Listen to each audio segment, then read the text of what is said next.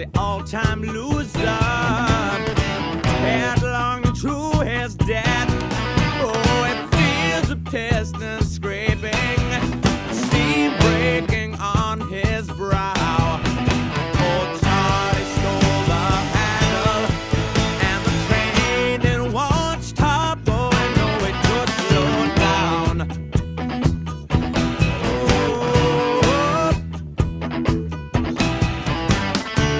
He sees his children jumping off the stations one by one.